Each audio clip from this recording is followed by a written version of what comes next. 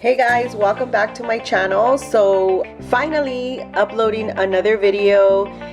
This one is going to be on Colombia. I was there in September of 2018. I do want to talk to you guys about my trip to Colombia and what I did to prepare.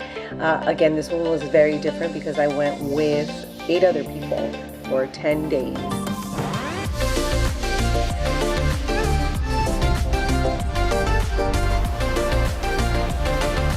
I actually planned the whole thing, okay, if I forgot to mention that. They kind of let me do everything. The only thing that I really got them involved in was really, here are the parts of Colombia that we're going to.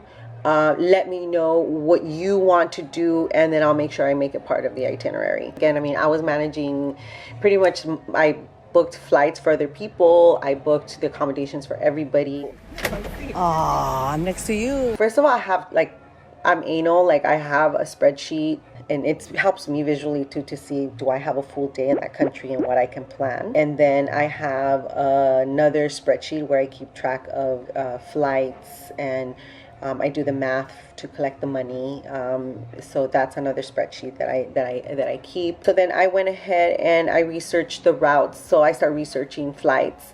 Is it easy? Is it cheaper to go from Medellin to Cartagena to Bogota, or is it easier?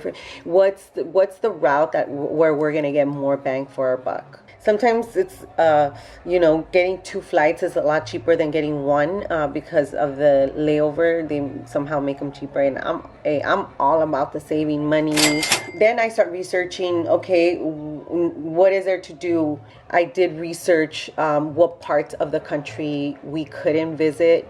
Mainly it's the borders of the country, I found out. Okay, so I went to this website, and this website kind of told me which parts of Colombia I couldn't go to. Based off of that, we chose to do Medellin, Bogota, and Cartagena. Then I start researching, okay, what is there to do? What are the happening places to stay? Where are the nightclubs? Where's the nightlife? Also, yes, I care about the history of the country. What is it known for? What are people into? If I haven't mentioned it already, we're going to be talking about 3 parts of the country, and for this specific video, I'm going to show you what I did in Medellin.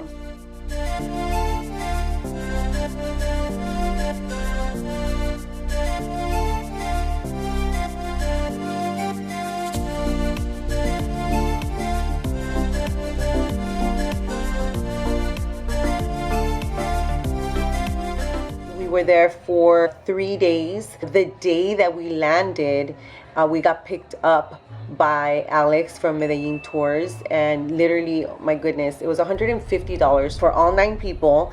He picked us up. He had a big van, so we were able to leave our bags in the van while we did our tour. Guys, I had no clue that Airbnb is actually illegal in Colombia, and so is Uber. I think it's illegal because you're taking jobs away from taxi drivers, you're taking jobs or money away from hotels that, is the city. And so, but everybody's out there to, make a living for themselves. Even going to the airport was wow, like a mission. He gave us a whole script of what we should say if we get stopped. Now we're feeling holy shit, what if we get caught? I mean, I don't think they could do anything to you, but still, places that we stayed, we had a jacuzzi outside. They had 2 floors. It was really nice. We had a steam room, a sauna. It was pretty decked out. Look at this, not too shabby. This is how much the Airbnb was, and we stayed in El Poblado. Our schedule was really tight, and so like I said, I usually send my friends hey, what do you guys want to do? And everybody was okay with the itinerary that I showed them, but my friend's boyfriend did have, he had a request, and he wanted to go to the Pablo Escobar tour because he's Mexican. Mexicans, we glorify El Chapo. Oh, my mom was so mad when he went to jail. She was like, agarraron al Chapo. I'm like, okay, mom, it's gonna be okay. She was kind of sad. So anyways, he took us to the house where he was murdered. He took us to the place where he used to live when he was in jail. Very nice. I mean, if I was in jail, it's more like a paradise. So you know, he lived well. He also took us to a church where it's almost like you know what Malverde is to Mexicans. There's this saint in Colombia that all the cartel pray to. Oh, and he took us to the building where I think it got shot down on several occasions, and there was like a I don't know, like bombs and all kinds of stuff. Well, now it's closed and nobody's there, but there's still security up at the front. So, you know, all that stuff they want to tear down.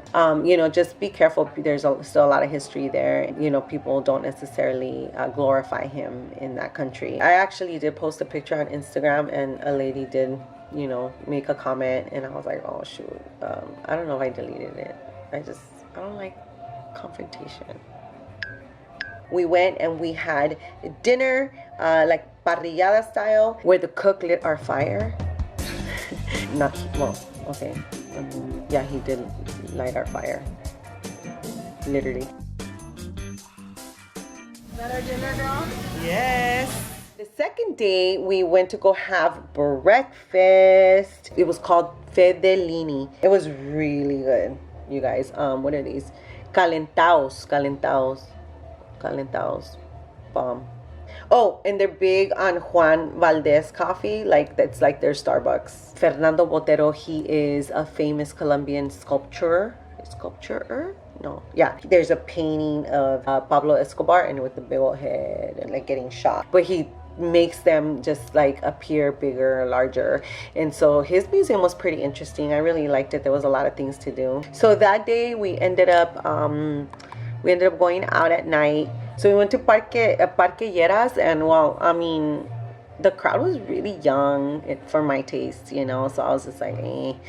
But I mean, whatever. I was with my friends. I was having a good time, and that was pretty much our experience with the nightlife. We didn't do too much crazy there, or anywhere really. Actually, 6 of us got up early, went on the bus. The bus actually, the same bus takes you to. It's all in the same area, Guatape and Piedra del Peñol, but Guatape is first, and then Piedra is at the very end. So you can choose to go to the Piedra first, come back, or do it the other way around. We chose to go to Guatape first. We had dinner there. We walked around. It's a really, like, it's a colorful town, and it's just, all you do is just kind of take pictures of different things. It's really pretty. We found out by two other friends that met us there that they paid like $23 or something like that for a private taxi to take them all the way. So you could do it either way. I'm more of like adventurous. Let's experience getting on the metro. Let's experience getting on the bus. Like, what is the method of transportation? Like, I want to take it. Piedra del Peñol is 740 steps, but you can only go up to 675. And up at the top, they have stores, and there's food, and you can get ice cream, and there's a big Colombian flag. The view is amazing. We wanted to go more in the afternoon because we wanted to catch the sunset, but there's like the last bus that takes off at a specific time. I think it's like 5 or 6, and we were kind of stuck with this one guy that wanted to like charge us a bunch of money to take us back home. I will say that I loved Medellin. I felt safe the whole time. It's a lot more modern. This is one of the bigger, like, larger cities. I would definitely visit Medellin again. I really enjoyed it. I enjoyed the people, and it was a lot of fun. The next one is going to be on Bogota, my second stop in Colombia. There was less time, but I feel like I have so much content for that particular little area of Colombia. I'm excited to show you guys that. If you have any questions, write them down below. Don't forget to subscribe to my channel. I'm very excited. I promise to be bringing out more content more consistently. And that's it. Thank you so much for watching. Don't forget to watch the sequel to this video, which is Bogota. Okay, second stop. See you guys then.